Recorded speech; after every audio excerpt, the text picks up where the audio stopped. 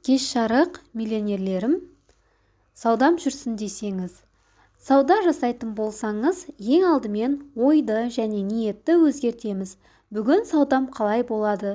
Саудам болмай қалса ше деген жаман сөздерден, жаман ойлардан аулақ болыңыз.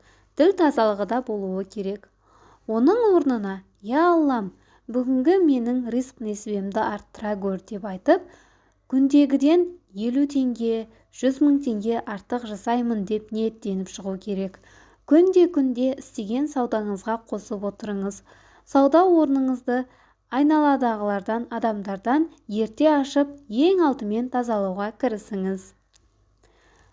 Саудаңыз жүрмей қалса, я болмаса бір затты сата алмай жүрсеңіз, сол затты кез келген қағаз ақшамен сүртіп шығыңыз. Бұл техника көптеген саудагерлер жасайтын техника. Базарларда немесе супермаркетте көріп жатамыз. Сатылған киімдер болсын, олар сатылғаннан кейін сразу киімдердің үстіне ақшаның несімен ұрып қояды. Сол сияқты осылай ақшаны үстіне сүртіп шығыңыз. Мына сөздерді айтыңыз. Саудам тезірек болсын, қалтам ақшаға толсын. Яғни сеніммен айтқан сайын ол сізде орындалу пайызы, яғни көбірек болады. Саудам тезірек болсын, қалтам ақшаға толсын деп 3 рет айтасыз. Жаңаға сүрткен қағаз ақшаны бірден жаратып тастау керек. Дүкенге барып, кез келген затты сатып алыңыз. Мейлі зат, мейлі азық-түлік болсын. Ақша айналымы түсті. Демек, ол ақша көбейіп, қайтып келеді деген сөз.